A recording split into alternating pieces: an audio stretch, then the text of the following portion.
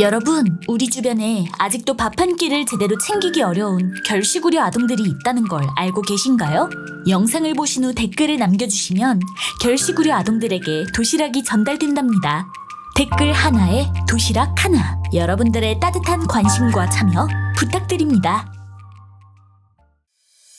안녕하세요, 반갑습니다. 테크를 살펴보는 IT 뉴스. 지금 보시는 영상은 러비뉴스입니다. 자, 이번 영상에서는 최근 해외에서 살짝 이슈가 되었던 내용을 다뤄볼까 합니다. 바로 인텔의 그래픽카드 드라이버의 사용자 정보 수집 관련 내용입니다. 자, 아마 이 영상을 보시는 분들 중 인텔 그래픽카드, 정확하게는 아크 시리즈를 사용하는 분들의 비중은 그렇게 많지 않을 거라고 예상을 해봅니다.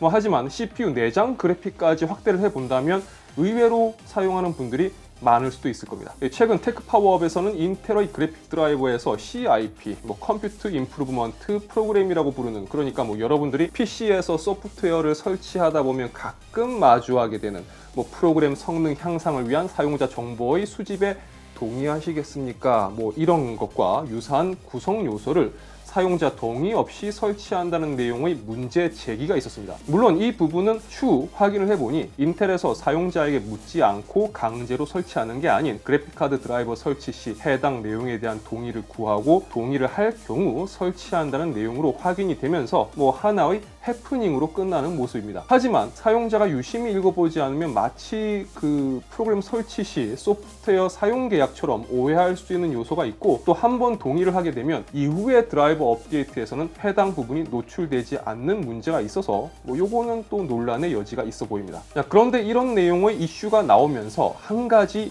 되짚어볼 내용이 나왔는데요. 그건 바로 AMD와 엔비디아의 그래픽 드라이버 설치에서도 이런 요소가 있다는 부분입니다. 그나마 AMD는 아드레날린 설치 시 이런 데이터 수집 관련 부분을 따로 표기하고 있고, 또 사용자가 인지해서 선택할 수 있게 되어 있기 때문에 딱히 욕을 먹는 분위기는 아닌데, 엔비디아의 경우는 아마 여러분들 대부분 드라이버 설치 시 사용자 데이터 수집 관련 항목을 보신 적이 없을 겁니다. 자, 이유는 엔비디아의 경우 드라이버 설치 시 이 데이터 수집 관련 항목이 자동으로 설치 및 활성화가 되고요. 이 부분은 사용자 지정 설치에서도 표시되지 않기 때문에 사용자가 해당 부분의 설치 유무를 따로 선택할 수가 없게 되어 있기 때문입니다. 바로 이 내용이 위 인텔 드라이버 관련 이슈를 통해서 다시 관심을 받고 있는 상황이에요.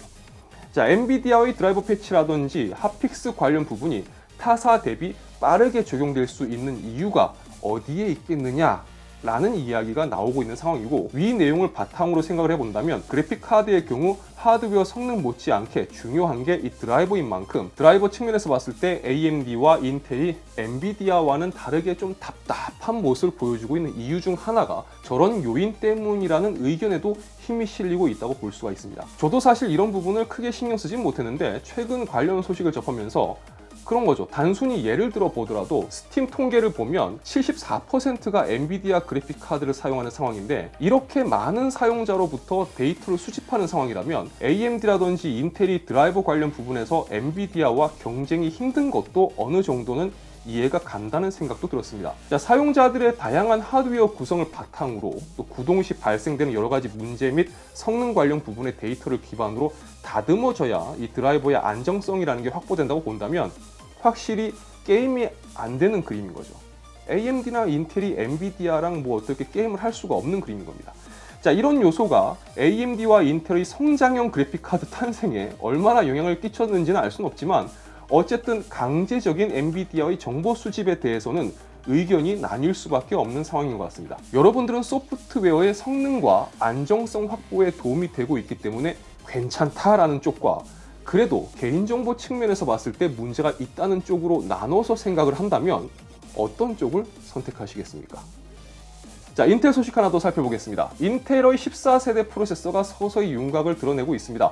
인텔 소식도 워낙 오랜만이라서 기억하실지 모르겠지만, 랩터 레이크 출시 후 인텔은 14세대 메테오 레이크를 취소한다라는 소식이 있었습니다. 현재 13세대 랩터 레이크는 인텔 7 공정이라고 불리는, 그러니까 10나노 공정을 기반으로 하고 있습니다. 그리고 14세대로 예정되어 있었던 메테오 레이크는 인텔 4라고 불리는 공정, 그러니까 7나노 EUV 공정 기반으로 알려져 있어요. 그런데 14세대 메테오 레이크의 데스크탑 버전은 취소가 되고 모바일 버전만 나올 것이라는 소식이 있었습니다. 그리고 이후 붕 떠버린 이 14세대 관련 소식이 한동안 뜸하다가 인텔이 랩터 레이크의 리프레시 버전으로 데스크탑 버전의 14세대 CPU를 출시할 것이라는 소식이 나왔었습니다.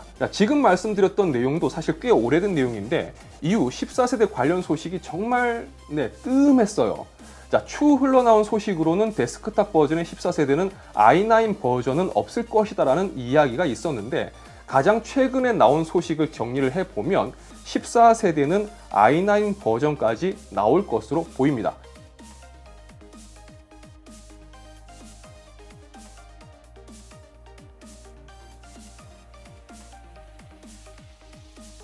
일단 트위터를 통해서 14600K의 CPU-G 이미지가 유출이 되었습니다. 이 부스트 클럭 부분에서 최대 5.5GHz를 지원하는 것으로 보이지만 일단 이건 사전 유출된 내용이기 때문에 이게 맞다라고 단정지어서 생각하기는 좀 어려울 거예요. 그리고 14700K 관련된 이미지도 유출되었는데 이거 유출한 사람이 무슨 생각인지 모르겠지만 어쨌든 유출된 이미지에서 최대 부스트 클럭이 6GHz로 표기된 부분이 있는데 이거는 정상은 아닌 것으로 보이고 어쨌든 오버클럭 기준일 것으로 예상을 해볼 수가 있을 것 같습니다.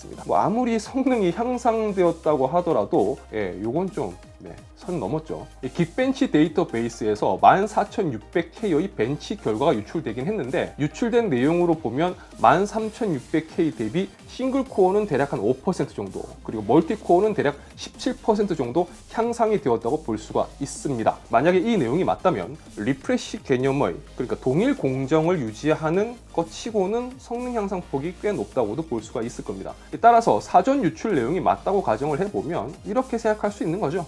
역시 인텔은 우려내기를 참 잘하는 회사라는 걸 다시금 확인할 수도 있을 것 같습니다. AMD도 새로운 CPU를 준비 중인 것으로 보입니다. 특이점은 AMD도 이제 P+E 코어 구성을 채택하려는 것 같습니다. 퍼포먼스 데이터베이스.com은 10일 코드네임 스트릭스 포인트로 알려진 AMD의 차세대 APU 관련 소식을 전했습니다. 이 4나노 기반 프로세서로 4P+8E 구성을 특징으로 한다고 전했으며 관련된 CPU G의 스샷을 공개했습니다. 이 공개된 스크린샷을 기반으로 한 AMD의 첫 하이브리드 CPU가 준비 중이다라는 소식 외에는 사실 추가적인 내용은 아직 없고요. 이전에 예상되었던 내용이 8코어 16스레드였던 것을 생각해 본다면 예상보다 코어와 스레드가 더 많다는 부분이 좀 특이점이라고 할 수 있을 것 같습니다.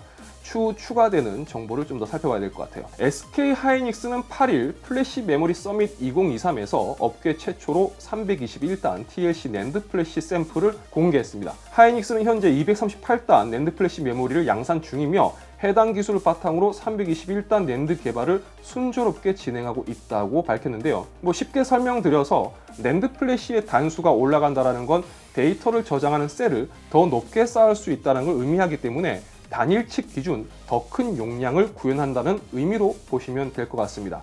그만큼 생산성도 올라가게 되는데요. 하이닉스는 챗GPT를 시작으로 생성형 AI 시장이 성장하고 있기 때문에 고성능 고용량 메모리의 수요가 급증하고 있고 때문에 300단대의 낸드 시대를 선도함으로써 이런 수요에 적극적으로 대응할 것임을 시사했습니다. 그리고 10일 자사의 모바일용 디램인 LPDDR5T를 대만의 미디어텍이 곧 출시할 차세대 모바일 AP에 적용하기 위한 성능 검증도 마쳤다고 발표했습니다. 미디어텍이 출시할 차세대 모바일 AP에 탑재된 하이닉스의 모바일용 디램 LPDDR5T는 모바일 기기 중 가장 빠른 속도인 9.6GBps를 지원한다고 합니다. 9.6GBps의 동작 속도는 LPDDR6에서 구현이 가능한 것으로 예상이 되었었는데 하이닉스에서는 LPDDR5의 확장 버전인 LPDDR5T에서 이 속도를 구현함으로써 업계 기준 가장 빠른 모바일용 디램 타이틀을 가져가게 될 것으로 보입니다. 그리고 오늘 하이닉스는 모바일용 디램인 LPDDR5X의 24GB 용량 패키지를 고객사에 공급하기 시작했다고 밝혔습니다. 모바일용 디램으로는 최초로 24GB 대용량 패키징을 개발 납품하기 시작한 건데요. 아예 작정한 듯 며칠 사이 굵직굵직한 소식을 계속 쏟아내고 있습니다.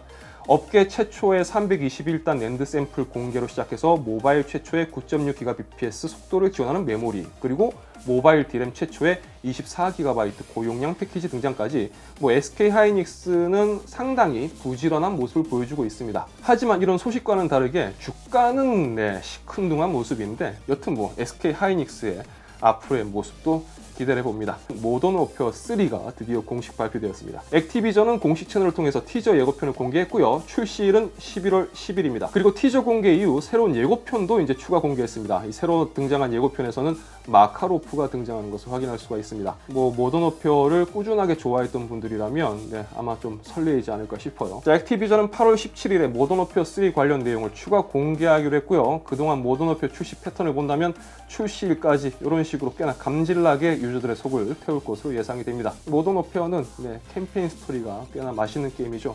저도 기대가 됩니다. 자, 오랜만에 돌아온 러비뉴스였습니다. 뉴스 컨텐츠를 기다린 구독자분들도 많으셨을 텐데 진심으로 사과드립니다. 앞으로 뉴스 컨텐츠로도 꾸준히 찾아뵐 수 있도록 할게요. 시청해주셔서 진심으로 감사합니다. 지금까지 아트였습니다. 행복한 하루 되세요. 감사합니다.